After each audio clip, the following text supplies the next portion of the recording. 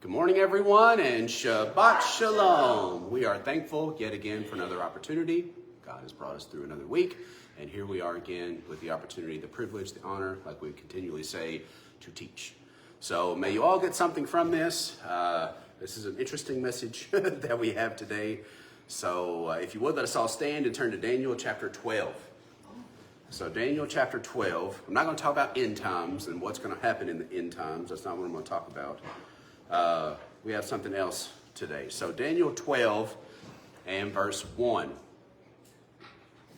Now at the time of Michael, shall stand up the great head who is standing over the sons of your people, and there shall be a time of distress such as never was since there was a nation until that time, and at that time your people shall be delivered, every one who is found written in the book. And many of those who sleep in the dust of the earth wake up, some to everlasting life, and some to reproaches, everlasting abhorrence. And those who have insight shall shine like the brightness of the expanse, and those who lead many to righteousness like the stars forever and ever. But you, Daniel, hide the words and seal the book until the time of the end. Many shall diligently search, and knowledge shall increase. So, let's lift up our eyes. Hashem, Adonai Most High, Elyon, thank you for this day that you've given us. Thank you for your love and your mercy, your tenderness. Thank you for wanting to merge with us and become a part of what we do. Thank you for involving yourself in our lives. We just thank you. We do praise you. We do pray over this message. Give us an understanding mind, a heart, that we would have the words that are easy to understand, easy to apply. Hashem, we just come to you and we're humble. We understand and know that we are but men, and that you bless us with understanding. We do pray that we would have a unity in mind and heart, that no one would feel like they are left out. Everyone would have the ability to express themselves, and that we could all come to an understanding of what is true as we continually seek to find you and to know you and to have that relationship with you. Bless this message. Bless your people. Lead, God, direct us. Forgive us if we fail you. Baruch Hashem. Hallelujah. Amen. So, Daniel chapter 12 and verse 1, like I said, we're not going to talk about end times. We're not going to talk about resurrection. We're just going to talk about knowledge. So, Daniel, we're going to hit a little bit in each of the verses, then get to verse 4. Daniel 12, verse 1, now at the time of Michael. So, that name means who is like God. So, now at the time, who is like God shall stand up, the great head who is standing over the sons of the people. I want to hit that real quick so I can revert back to, not to lift myself up or to be proud or anything, but to talk about Joshua, okay? And Yehoshua, what Yehoshua means, my title, what I am to do, what my responsibility is for you all, and why I'm here, okay? And the reason is because Yah is salvation. And talking about that, the last few messages that we've had, what does Jehovah mean? What does Yod He Vav He mean? It's not a debate over how you say the name. It's not Yahuwah. It's not Jehovah. It's not Jehovah. It's not however you want to say it. That's not the whole purpose of the name. The name has a meaning. And we've talked about that. It is the existing one. So what is my job? What is my responsibility? To point you back to the one who exists, to point you to the one who is one. It is my responsibility, and I love that word, and once I heard that word this week, it is my responsibility to merge you with the Creator. To merge you. And the way that they explained it and the way I understand it now, that is why they talk about the covenant, okay? Because when you make a covenant with your wife, what are you doing? You are merging as one. And that's what it's talking about, that covenant. You want to be able to merge, become one, the unity, oneness, the existing one, to become a part of that, to become one with your Creator. So that is my responsibility. My responsibility is to point you in the direction for you to have unity back with the existing one. Because he is salvation, okay? It is salvation, okay? The reason they gave him a he is because they equate or put him, I think I just made that word up. They equivalate. They just connect him with the essence of a father. A father, he, generator, that's why they say he. But anyway, because you got to really think that God has no gender. God is spirit. God is energy. God is essence. God has no gender. So, Joshua, Jehovah, the existing one is salvation.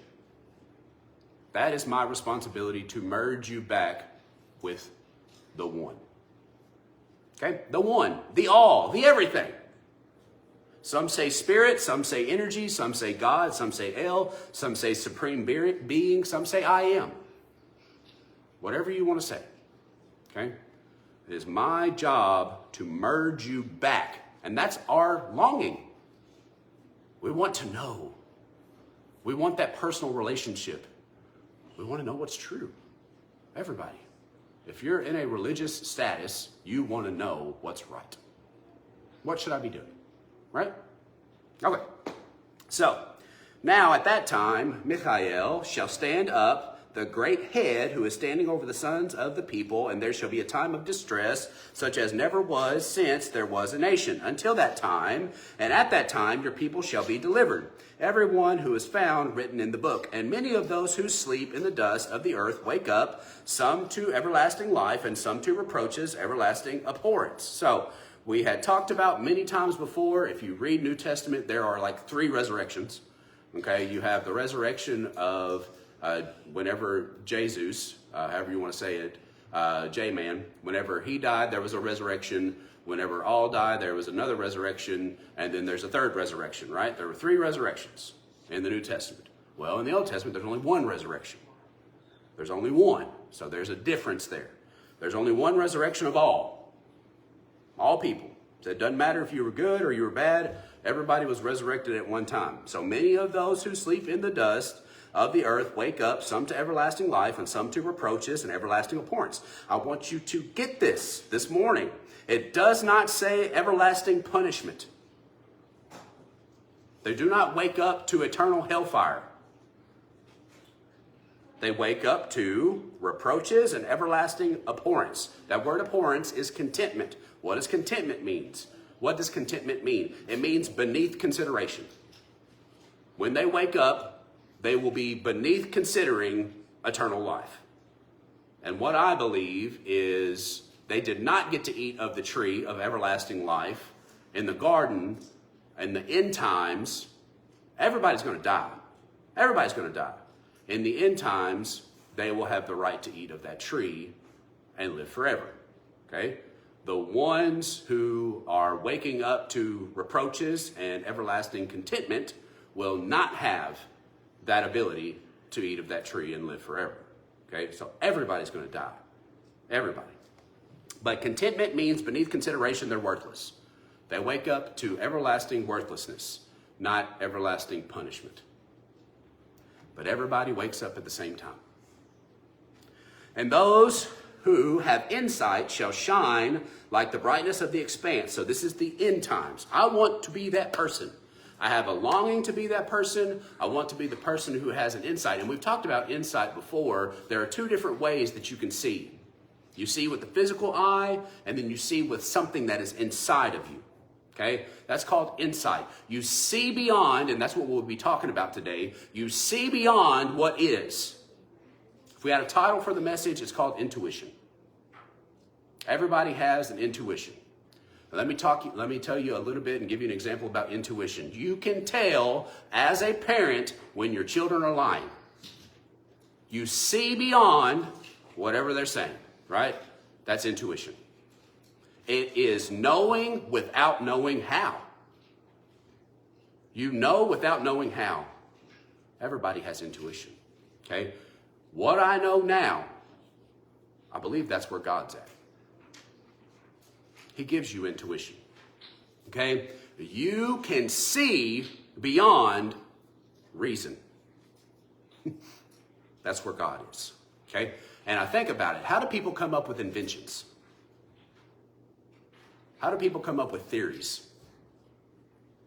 You've got to be able to see beyond what is there, right? That's intuition. So he says, some will have insight, and they shall shine like the brightness of the expanse, and those who lead many to righteousness like the stars forever and ever. I have a desire to do that. I want to be that person, whether it be end times, whether it be present time, whatever. Like, I have a desire to understand. And as we continue on through this, it's sad to say, but you'll never just completely know. You'll never just completely know. Okay? My job is to present information to you, and your job is to figure it out. That's your job. Okay? I present to you what's here, what I found out, what I've studied on my own, where my own path has led me. That's my responsibility. I'm responsible for me. I present this information, and then let's figure it out. Right? And that's the best way that you can talk to people. If you've got somebody who doesn't quite understand, or you're trying to influence them, or you're trying to get them to understand, remember, everybody thinks that they are right. You can prove no one wrong. Great is the desire to be right. All you can do is help people shift their perspective.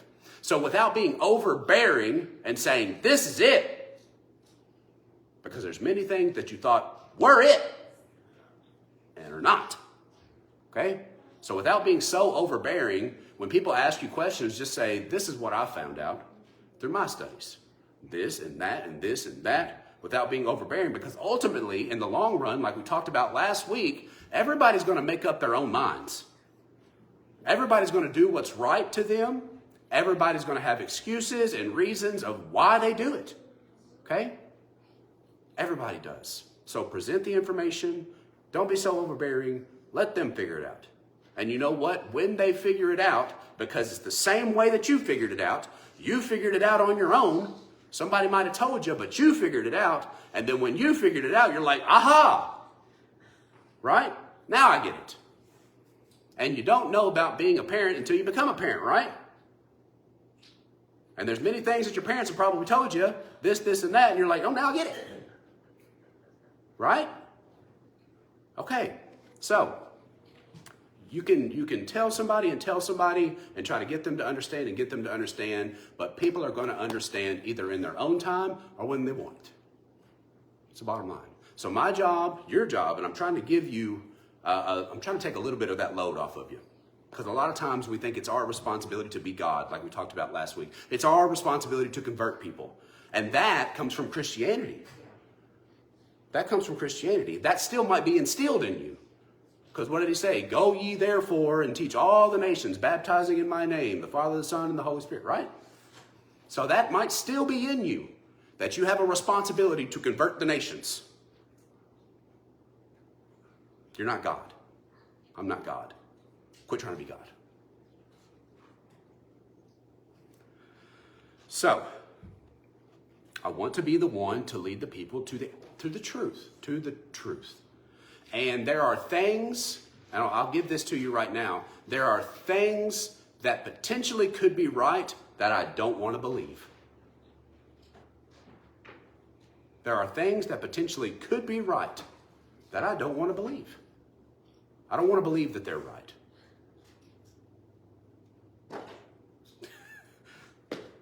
So, continuing on.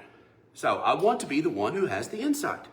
Shall shine like the brightness of the expanse, and those who lead many to righteousness like the stars forever and ever. I want you to understand that I am just like you. I'm just like you. I have questions, I doubt, I don't know all things. I'm just trying to figure it out. If we get the sum of the whole reason why we read this book, it's just to learn. Solomon says, I thought that I knew, but I didn't know. You're using this book as a tool to help you learn. That's what it's all about. Because life is not about, I finally figured it out. And if you think that you finally figured it out, you probably got it all wrong. So the whole concept is just learning. Learning. I want to be the one to give good insight. Verse 4, but you, Daniel, hide the words and seal the book until the time of the end. Many shall diligently search, and knowledge shall increase. So in the times of the end, many are going to be searching for knowledge, and the knowledge shall increase. The word knowledge is da'ath. That is with two symbols. The first symbol is a door. The second symbol is an eye. Through the eye, one experiences his world and learns from it. Through the eye, one experiences the world and learns from it. The door of the eye is what it means when you combine them both. The eye is the window into man's very being. Okay, have you ever looked somebody in the eyes? And we used to joke about that. They're dead in the eyes, right? When you look in their eyes, they just seem dead. Or they just seem like nothing's there. Or there's no light on, or whatever. When you look into someone's eyes, you can tell a lot about that person. Okay? It's the window into the very being. Experience is gained through visual observation. Knowledge is achieved through these experiences. You see something and you learn it, right? When your child is young, they first learn how to develop faces. How? By looking at yours, by your expressions. This is sad, this is happy, they are acknowledging what you feel, and they feel that too. We were having a conversation with one of our kids, and I didn't say anything about this, but it was pretty interesting. Judah was asking, what does Reese fear? What does he fear? Right now, the only few things that he fears is being alone and falling, right? Those are the two things that he fears. And I want you to get something when I say this. Most of the fears that we get in our lives come from who teaches them to us. We're afraid of the things that we have been taught to be afraid of. Okay? And it's a lyric out of a song, and it is a mother talking to the child that always resonates with me. And it goes, I'm going to put all of my fears into you. All the things that our parents were afraid of, they put into us. And you know what happens? We put those fears into our kids. Okay? So the fear is really nothing to fear, because it's only fear itself. We're really just only afraid of being afraid. And if you notice, fear generates and it accumulates. I'm afraid of this, and I'm afraid of that, and I'm afraid of this, and I'm afraid of that. Because if this happens, then this will happen, and that'll happen, and this will happen, and none of it ever happens. So there's nothing to fear but fear itself. And the fears that we learn have been taught to us. In the beginning, you don't fear much. You have your parent who you're completely dependent on, so your fear is being alone and falling. Because if you lay a kid down too fast, what do they do? Right? They don't have many fears. We teach kids to fear. We teach kids that's bad. We teach kids be afraid of that. And it might not be anything to be afraid of, but it's just our own fears that we're placing into them. So, knowledge shall increase. Knowledge is what you experience. Experience gained through visual observation. Knowledge is achieved through experiences. Knowledge, da'ath, can also be an idea or an experience. So, many knowledges, or knowledge shall increase, and if it's perception, there's all kinds of ideas out there, right? There's all kinds of ideas out there that diligently search. Many shall diligently search, and knowledge shall increase. That diligently search in other versions is to and fro. It means diligently search. The visual is the back and forth movement of a whip. Okay? That's to and fro. That's what to and fro means. Back and forth movement of a whip. It means to travel or to row a boat. If you're rowing a boat, it's just back and forth, right? And when you are studying and you're trying to learn knowledge, you'll go over here, then you'll go back over here, then you'll come back to this, and then you'll go 3 steps this way and 2 steps back that way. And when you're trying to learn something, you're trying to piece it all together. That's knowledge. So, this, whether it's the end times or not, I'm not going to tell you that it is, because for centuries, they've been telling you that this is the one, right? They're still saying that. This is the one. This is going to be the one that's going to set up what we've all been looking for, that one world government, right? They've said that for generations. Okay? So I'm not going to tell you that. And that's still being said today. It's still being said by some of the leaders that are out there. And I tell you, that's all fear-mongering. They want you to be afraid. But anyway, this is the age of knowledge. Okay? Why? Because knowledge is everywhere. You can look on the internet, you can go to a book, you can go to a library, you can ask somebody who is knowledgeable in that, you can find what you want to know pretty much anywhere. Okay? Can it be trusted? Not all of it. Not all of it can be trusted. Can some of it be trusted? Sure. Do you stop? No. Because what I said is the whole object is learning. It's just learning. It's not knowing.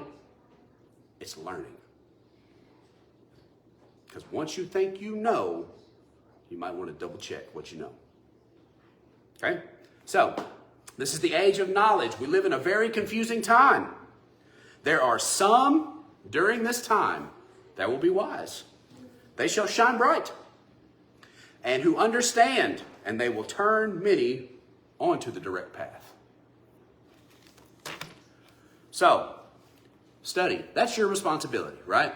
It's your responsibility to learn for yourself. Like I said, I present information to you, but you have been fairly thorough in your research to get you where you are today, right? Okay? So, a lot of people say, who has the time? Who has the time to study? You make time for what is important. Bottom line. You make time for what is important. So, if this is important to you, if anything is important to you, you will find and make the time for it. Period.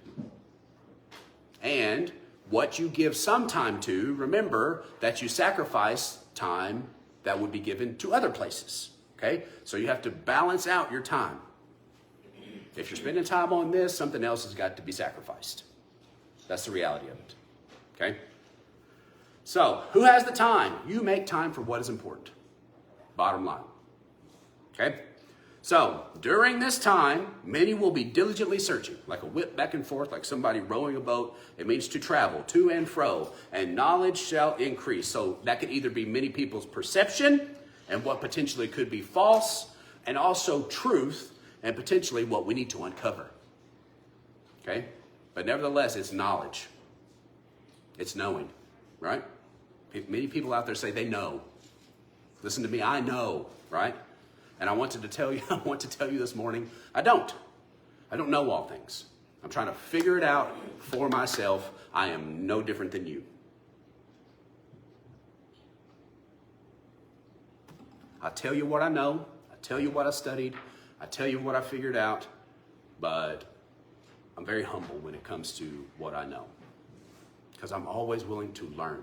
Somebody told me this week, we were eating out. We went to a restaurant, and I didn't expect this guy to be there.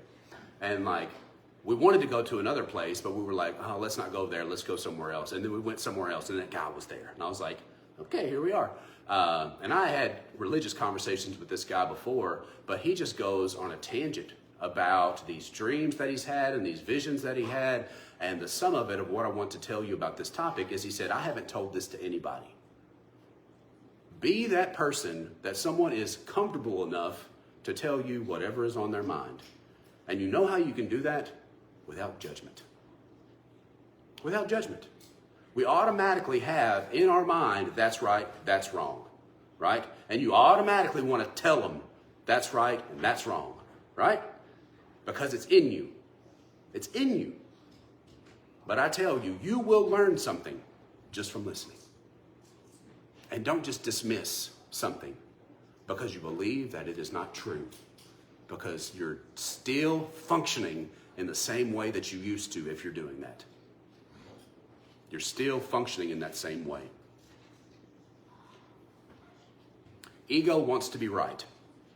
Ego wants to know. It's proud. Ecclesiastes chapter 7.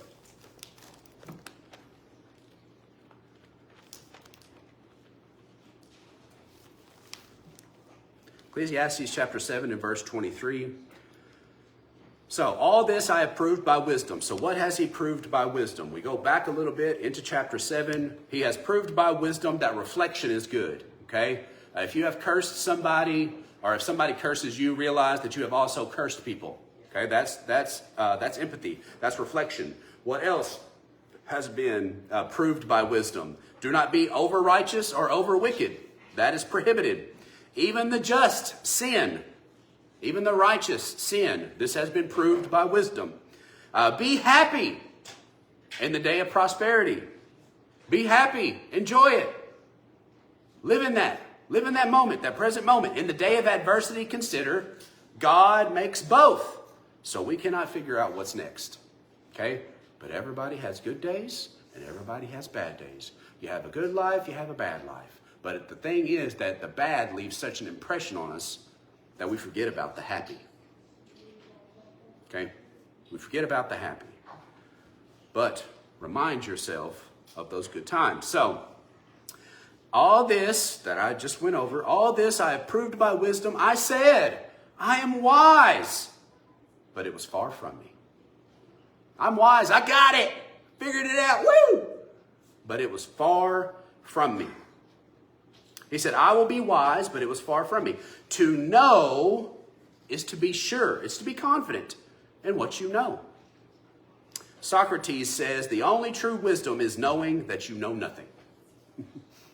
The only true wisdom is knowing that you know nothing. And I didn't understand that until I got to where I am now. Okay? And it means to be concrete on it, to stand on it. And if you get to a point where you realize that this to be true, then sometimes you feel like you're on shaky ground and you have no real place to stand from. But if you realize that, that's where you're free. That's where you're free. So the only true wisdom is knowing that you know nothing. The knowledge paradox, okay? The more you think you know, the less you know. The more that you think that you know, the less you know. The more you know, the more you know that you do not know. Right? So the more that you think that you know, it has more questions. I figured this out now. Well, what about this? And what about that? And what about this? And how does that match up with this? And that can't be right. The more that you think that you know, the less you know. The more you know that you don't know. That you've got so much to learn. That's what that means. And that's Tommy Peterson. Like we said before, the object is not knowing, the object is learning. And if you look at your life and you reflect, this happened, that happened, this event, and it happens all the time. People die, people leave, divorce, remarriage, breakups, children don't listen, this happens, that happens, everything happens, right? All these things happen. What did you learn? It's all about learning. What did you learn? Well, I learned not to hang out with that person. Well, I learned not to do this, and I learned not to do that. What did you learn? And you know what? There might be a time when what you learned then is not going to serve you anymore, and you got to learn something new. It's all about learning. Okay? The more I learn, the less I know. I'm not saying don't study. That's not what I'm saying. I'm not saying don't try to understand. And I'm not saying don't try to know. What I am saying is the whole object is learning. It's learning. We're not confused, are we? We're on the same page, right? We're getting this. It's making sense, right? Okay. So the more I learn, the less I know, because everything can be questionable. So, what did he say here? All this I proved by wisdom. I said, I am wise, but it was far from me. That which is far off and exceedingly deep. Who can find it? Who can find it? Ecclesiastes 12. We all know Ecclesiastes 12. Okay? Ecclesiastes 12, verse 9. And besides these, besides being wise, Koheleth also taught the people knowledge, and he listened and sought out, laid in order many proverbs. So he wanted to know, right? Or he wanted to understand better.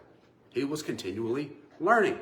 And if you look at Ecclesiastes, there were times when he was like, man, I'm really happy. And there are times when he's like, man, I'm really depressed and I hate life. And I considered, why do I even do this? And this is not worth anything. So there were times when he was up and there were times when he was down. Okay, so it was very back and forth. And that is the process. That is the process of learning. Okay? And besides being wise, Koheleth also taught the people knowledge, and he listened and sought out. So not only did he teach, he also listened. That's so important. Be prepared to listen. And he sought out. So what he listened to, he checked to see if that was viable. He taught, he listened, he checked it out. Fact check. Let's see if that's right. Let's see if that's true. Laid in order many proverbs. Koheleth sought to find out words of delight, the words of truth, rightly written. That's honorable. The words of the wise are like goads. So I was like, what is a goad? When you look up the definition for goad, it just says goad. I'm like, okay, that didn't give me much. It just means to prong. It means to direct. It means to get to understand. So the words of the wise are trying to get people in the right path. They're trying to get people go in the right direction. Okay? That's what a goad is. And are as nails driven by masters of collection. So it will leave an impression on you. Okay? And like we said before, everything that is wise cannot be contained in a book. Okay? There are things that your parents have taught you that are not in this. Right? Right. Don't call the kettle black. Don't let the pot call the kettle black, right? That's not a proverb, but it's very true. You better examine yourself before you go out and try to judge others, right?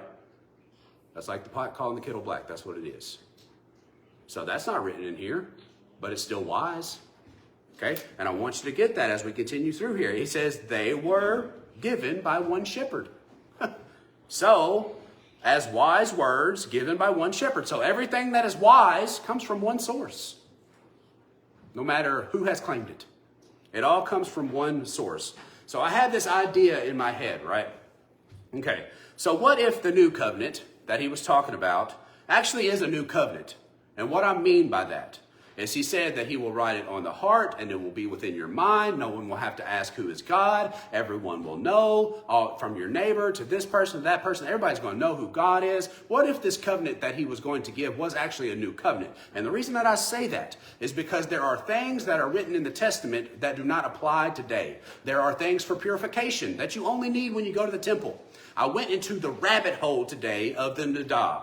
Do you know what the Nadah is? The Nadah is the menstrual cycle, okay? That is the menstrual cycle. I went so far because, and I'm going to say this before I get into what I found. Everyone's right in their own mind, right? If you have Mishnah and you have Talmud and you have all these extra writings, they say that the Nadah says to cast them out. And they went into a hut. They went into a hut. And they couldn't be around their husband at all. Okay, they went into a hut, and there are huts found in Hawaii where they would do this. Okay, so this was practiced. So how far do you go? There are things that happened then that no longer apply. Okay, we have toiletries. We have evolved, right? So when you think about this new covenant, is it going to be new? Is it going to be new? Because there are things that happened then that do not apply now, okay? And I'm sorry to say that because that's going to offend some people.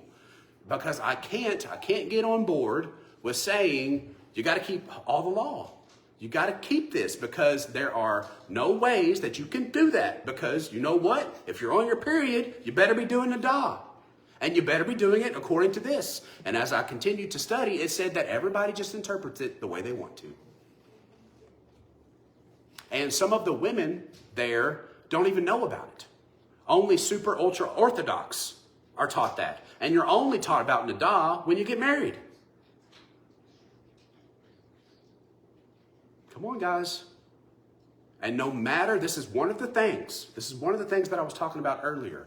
No matter what I want to be true, it might not be. Okay? And it all is based on whatever you want to believe. That's all it's based on, is whatever you want to believe. That is what strengthens this. Because we tell people you can't pick and choose, but you're not keeping everything that's in this, according to the woman, or according to the servant, or according to the man. whatever it is. I'm just being honest. And like I said, I'm going to be real with you. I'm going to be real. You can either kick me out, you can keep me, whatever you want to do. But I'm not going to withhold anything from you. I'm not going to. If you don't like me for it, that's fine. Okay? There were things when it came to my brother, there were things that he said that probably had taught to you and you didn't might quite accept at the time, but that doesn't change what it is. It doesn't change what it is. There are things that were then that we do not practice now. Okay? Number one, you don't have a temple. Okay? So that was ritual purification. But they got to the point, and it was written either in Mishnah or Talmud, that they put them in a shack, and then you couldn't even speak to a woman that was on her period. And they said that even the words that she said were cursed. They wouldn't even get close to her. The steps, don't even step in her same step, because you will be contaminated. This is written. I'm telling you. I like that face. I like that face. So, I like to think of this new covenant as a covenant that God will make that fits, if I could stretch it so far to say the time. A new covenant that fits the time of where we are. Okay? Because as a people, we have evolved. Okay? So for anybody to say that you got to keep whole Torah and you can keep whole Torah, if I'm the first one to tell you, it's just not true. You can't. You can't. You can either like me for that or not like me for that. It's whatever you want to do, that's fine. But no matter what I want to believe, the reality is. No matter what I want to believe, the reality is. I'm just going to be honest with you. I'm going to be open with you. Because you know what? I'm honest and open with myself. And that's a good place to start. If you're not going to be honest and open with yourself, you're not going to be honest and open with anybody else. And the first thing you need to admit to yourself is, I don't know. I'm trying to figure it out. So, new covenant thought. What if it was a progression of God? There are things in Tanakh that do not get practiced or are concerned today. It's not concerned today, like the Nadav. I believe that the true commands of God are written, just like that new covenant says, the true commands of God are written within the very makeup of our being. The truth is within you. And I'm going to give you this because it is the truth. The purification process is getting rid of the dirt. Okay? That's why you're studying. That's why you're trying to figure it out. Is because there's so much junk. There's so much junk. There's so much dirt. There's so much filth.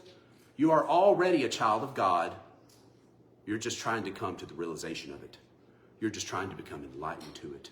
You're just trying to be woken up. Because that's what the sleep is. And you know what? So sleep, waking up. The sleep is anything that distracts you. It's anything that takes you away from the awareness. It's anything that takes you away from this present moment. That is the sleep. Okay? If you are not aware and you are not here right now, you are missing out. Okay? And the distraction, the sleep, is when your mind wanders. And you know what? It's so accepted today in Western culture. Because everybody's mind does it. But it's not accepted in Eastern culture about your mind wandering. Because you're falling asleep. How many times have you been driving and you get distracted and you almost have an accident? I did twice yesterday. We're human. But what I want you to get is that's the falling asleep. Your eyes might be open, but your mind's everywhere else. Wake up. So, the truth is within you. Okay? So these are the words of the wise. Verse 11, they're like goads. They're trying to direct the people. Nails driven by the masters. It's something that leaves an impression. Even if you take the nail out, the impression is still there. Okay? And they were given by one shepherd. So all words of wisdom are given by one shepherd. Now, knowledge is everywhere. Verse 12. And besides these, my son, be warned. The making of many books has no end, and much study is the wearying of the flesh. Okay? It takes a long time. Okay? And you can't know everything at once. The process is not about knowing. The process is about learning. Because as he said, I thought I was wise, and then it was far from me. So let us hear the conclusion. Okay? Hear the conclusion of the entire matter. And like I've talked about before, revere Elohim. Respect him. Respect God. Respect the Creator. Respect the one who is. Respect the breath. Respect the Ruach. Respect him. Okay? As your Creator. Let that be your focus. Let being drawn to him be your focus. Let being unified with him be your focus. Let being merged with the truth that is in God be your focus. Okay? So revere Elohim and guard his commands, for this is to all mankind. So the commands, it is Torah. Okay? Torah. Where is Torah at? Where is Torah? I got Torah written in here somewhere. Oh yeah, I already know what it is. So Torah, if you look at the two symbols, it means to point the finger to give a direction. Okay? This goes back to intuition, like we were talking about last time. When you feel something's off, right? And you feel something is directing you in a certain path, and you can't explain it, but when you get there, it's true. Like something's wrong with the environment. You get into an area, and you feel like the area is off because there's somebody in there that is setting off the vibe. And then all of a sudden your intuition goes off. What's wrong here? Let me give you another example. When you have kids, and you have a kid, and I'm only giving you this example because of how my parents were with me, you introduce to them one of your friends, right? But they know that they're a bad egg. They still let you hang out with them, but they probably tell you, hey, you probably don't want to hang out with that person. Who in the world told you that?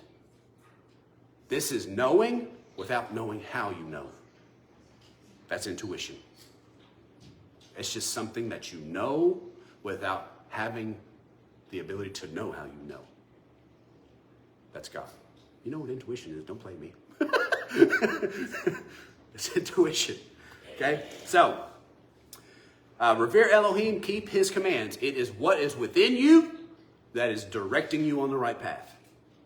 And there are things in your life when you had been directed, but you chose the other way. Right? You knew you shouldn't have been doing that, but you still did it anyway. That is getting off the path. There is something within you that says, apart from, and like we've said before Torah was written down, how in the world did Abimelech and Abraham know that taking Sarah into him and wanting to lay down with her was wrong? How did he know that that was adultery? He knew that was wrong. How? Before it was written. Because it's in here. I know I shouldn't be doing this. That's intuition. Okay? Get some thumbs up out there, whoever's watching. Okay, so let us hear the conclusion of the entire matter. Respect God. Let him be your main focus. And guard his commands wherever he's trying to direct you. Whatever the direction is, you've got to be very in tune to it. And I want to tell you this also. There is a difference between intuition and fear. And you have to be able to hone it. To know, and I'm telling you, it comes from an emptiness. When you empty yourself, then there comes the voice of God. And I think that's what Elijah heard. Why are you here? That small, still voice. Why are you here? What are you doing? There's intuition, because he already knew. And I think that goes back to, you already know. You're just trying to figure out why. That's God. That's God. I want to hit this while I'm thinking about it. How many times, just thinking about where you came from, did you have questions about the Bible, right? You had questions about the Bible and thinking, hey, that might not be right. That might not be right. Well, you know what? There was an intuition in you that said that might not be right. Nobody could give you the answers, but then you come to where you are now and you know what? That wasn't right. There was an intuition. I want to charge you this morning to say, don't be afraid to question. to understand, to get it. But you know what? We've been taught to fear. You can't ask questions. Don't ask questions. You've been taught to fear. And I think, and this is what while I was in the bathroom this morning, in the shower, that's where I get all my insights at. Most of our fear comes from the fear of our parents. Because I tell you, it is rooted within us. No one wants to disappoint their parents. So whatever your parents taught you led into your life, and then it turned into what you know now. So the fear that you have that has been directed towards God is actually a fear of disappointing your parents. Wow.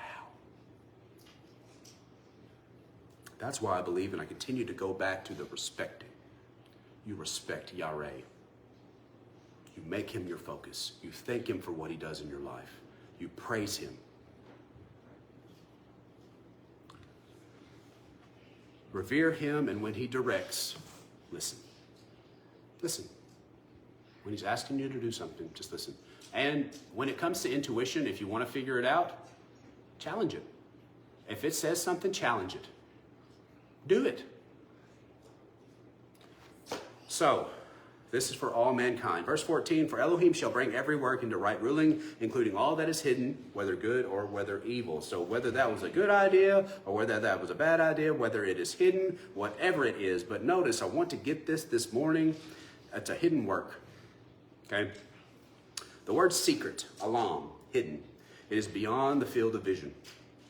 It is beyond the field of vision, of time and space. It is hidden, it is concealed, it is the veil from the sight. Okay, so there is a hidden work. It's something that you can't see. In the end, he will challenge whether it was good or whether it was evil. But I want you to understand that all wisdom comes from one shepherd. So challenge it.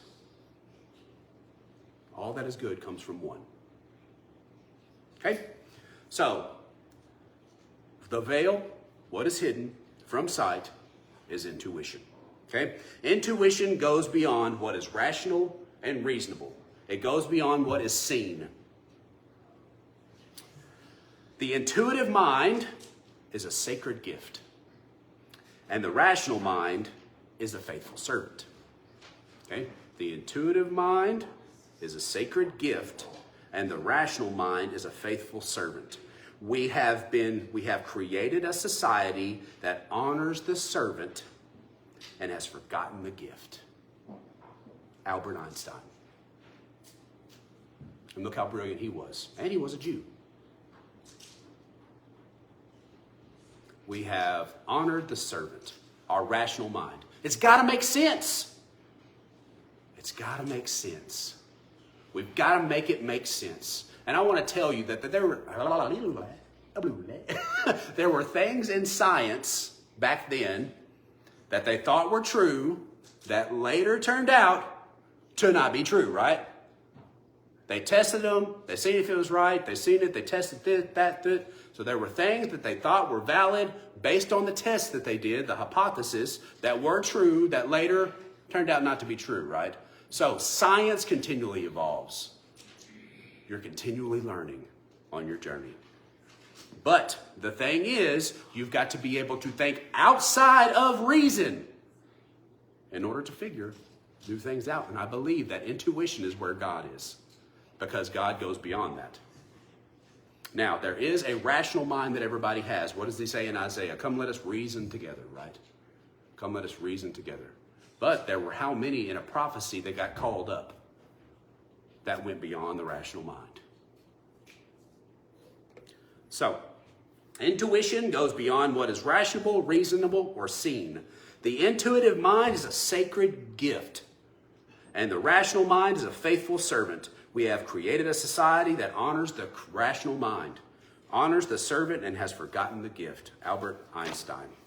I never made one discovery through the process of rational thinking.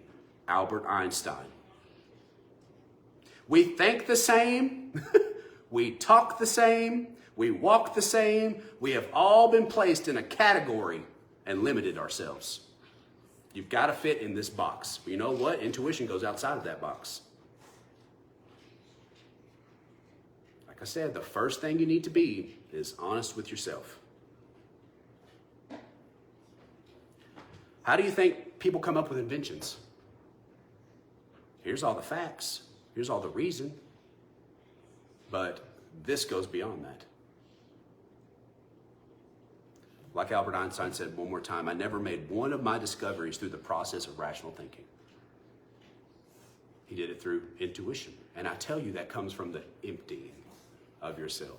It's emptying what you think you know to be true, because we have developed that over a period of time. And that's another way of thinking, but that's a whole other message. So, thinking outside the box.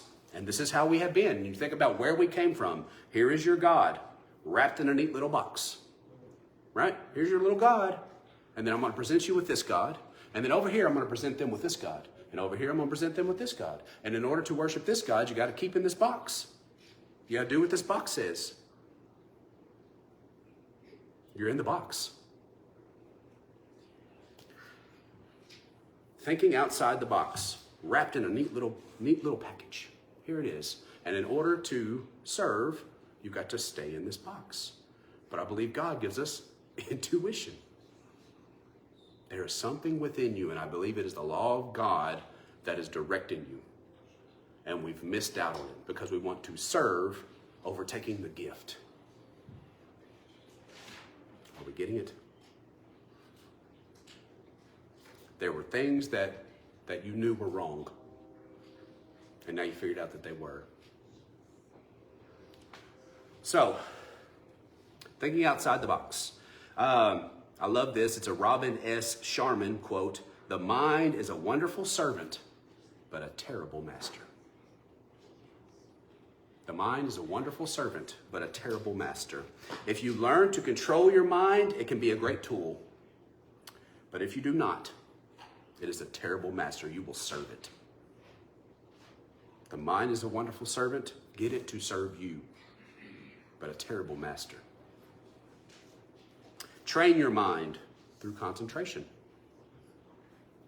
Be aware of what's going on. Like I said, that falling asleep is being distracted. And there are so many distractions in the world. And they get you off the path of living presently and what needs your focus now. And while you're here, there's probably all kinds of things that you're thinking about. And I'm not ashamed of that because I've done it too. Right? You're thinking about all the other things that need your attention. I tell you, that is putting you in a dreamlike state. You are no longer aware. How many times does it say, and I will make him my focus? Or I will direct my eyes to the Lord. Right? That's concentration. Proverbs 29:18.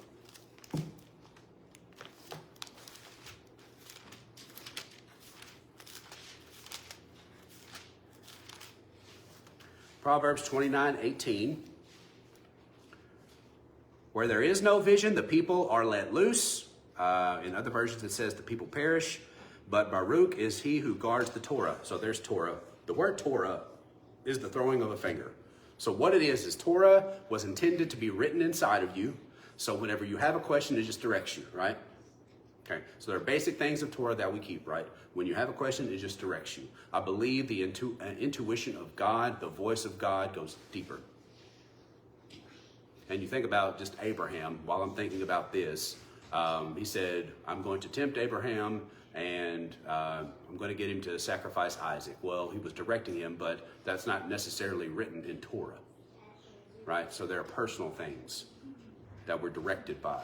That is still God's instruction. So the throwing of the finger to show a direction to walk or to live. That is what Torah means, okay? But he says, let me see my verse again, verse 18. Where there is no vision, the people are let loose, or the people perish. So the word vision is chazan. It is the ability to see beyond what is seen. In the physical present, as a light piercing through the darkness. One who has a vision. A vision. There is a voice in you that tells you when something is off. We have all felt it. It might not be as strong as anybody else's, but you can tune that to where you listen to it. There's a voice in you that tells you when something is off, and it goes beyond reason and rationale. That is the Torah. That is the direction of God. Have you ever questioned portions of the Bible and questioned it in your own definition, the way that you understood it, and someone said, but it's the Word of God? Remember that? Remember when you did that? But it's the Word of God. You got to believe it. You got to take the good with the bad. I know you don't agree with that, but it's still the Word of God. Is this resonating? It makes sense. Some of us might not want to admit it, but that's okay. You got to take the good with the bad. God said it, and it has to be true. Let's be humbled. Okay? I never thought I would say this statement, but I've got to say this statement. Men wrote this book. Men wrote this book. Okay? If you're not there yet, that's okay. But men wrote this book. This book is not infallible. This book is not univocal.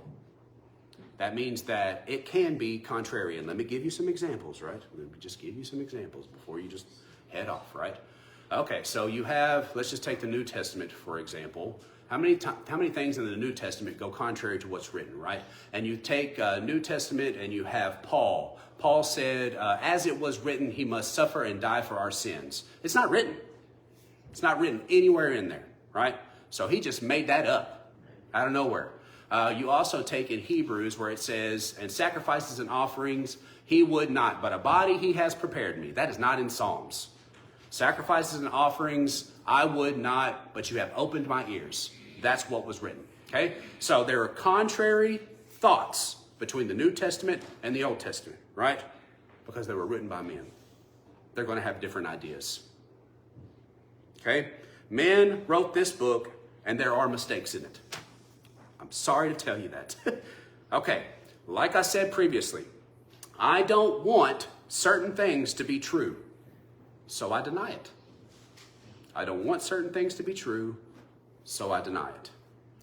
Genesis 1 account, we've talked about this before. I'm just trying to give you this, okay? And like I said, I just present stuff to you, what I've studied for myself, and you do whatever with it that you want. So, Genesis 1 account, God creates plants, animals, right? He does that on the third day, I believe. It says that he made them bud, he made them come up, he made the seed to produce. All that's yielding fruit. All that is in Genesis 1. I think it's in verse 4. We can go back and read it if you want to. But on day 3, I'm pretty sure it's day 3, you can correct me if I'm wrong, everything's coming up, right? Everything's producing, everything's there, it's yielding, budding, seeding. So you have one creation story in chapter 1, and I want you to notice that El is the one doing that. It said, in the beginning, God created the heavens and the earth. So Elohim. In chapter 2, God creates humans. Well, chapter 1, he creates man on the 6th day. Day 6, he creates man. Day 3, he creates all the yielding fruit.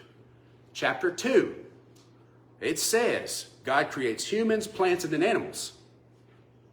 So no matter what you want to believe, in the very beginning of the Bible, there are 2 creation stories. You don't have to believe me. That's okay. Whatever you want to believe is fine with me. That's whatever you want to believe. That's between you and God, right? Whatever you want to believe. But from the very beginning, there's a discrepancy. Now, what I am sick of, this is what I'm sick of. I'm sick of the lies. That's what I'm sick of. I just want what's real. And you know what? I'm an honest human to say that. I just want what's real. I'm sick of the lies. I'm sick of people trying to explain something that's not there. And you know what? They'll say, well, there is 2 creation stories, but you know what? One's just going into more detail. No. No. One says plants come first, then comes man. This one says, and I'll read it if you want me to, it says that he had not made anything to bud yet because no one was there to till it. There was a mist that came up, and then he made man. That's 2 different creation stories. Also, just to chew on. So Genesis 1, he's called Elohim. Genesis 2, he's called Yahweh. Yod-He Vav-He is what his name is in chapter 2. Well, you know what? When Moses comes along, he tells Moses, I haven't told anybody what my name is. But now I tell you that it's Yahweh. Yod-Heh-Vav-Heh. That's a discrepancy. That's a mistake. He did tell them. And even if you look at Abraham's time, and you can look in this book, it has the tetragram, whatever that word is, the tetragram. It has Yod-Heh-Vav-Heh talking to Abraham. And Abraham was a father. That don't make sense. Now, Genesis 1, Elohim is creating. Genesis 2, Yahweh is used, which also contradicts when Yahweh spoke to Moses, I have revealed my name to your forefathers. I have not revealed my name to your forefathers. But he did. Somehow. Job 38. Do I believe in throwing out the baby with the bathwater? I don't. I don't believe in that, okay? Because reading in this book, you get things that you learn that help you in your life, okay? So there is truth. I'm not saying that it's all just bad. There is truth. And I'm just being honest with you. I'm just being honest. Like I said, you can like me, not like me. I'm just being honest. I'm just being honest with what is written here. I'm being honest with what it says. I'm not trying to fluff it up for you. I'm not trying to make it say anything that it's not saying. It's just there. It's just there. Job 38:36.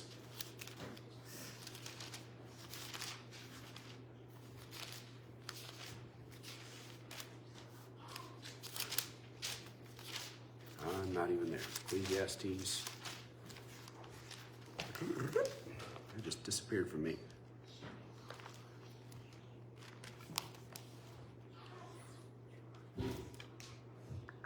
There it is. Job 38:36. Just one verse. So, who has put wisdom in the inward parts? Who has given understanding to the heart? Of course, it is God. It is Hashem. It is the one, the existing one. Now, the New Living Translation verse says, who gives intuition to the heart and instinct to the mind? God. Intuition is the ability to know without knowing how you know. Do you ever feel off about something or recognize a stranger and something's just not quite right? This could be driven by fear or it could be driven by intuition. You just know.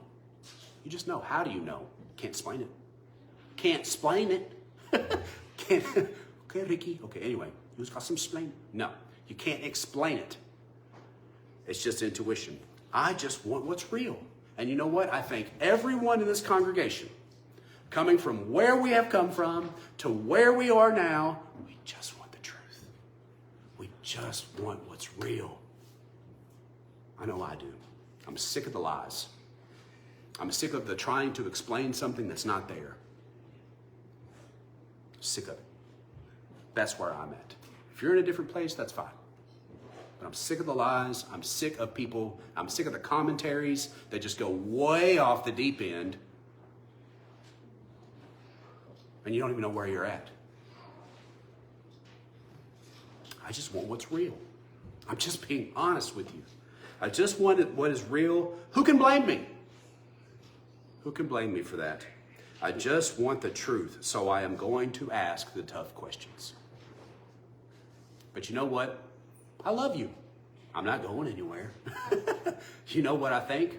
This is what I want for us. Okay? I want us all to figure it out together.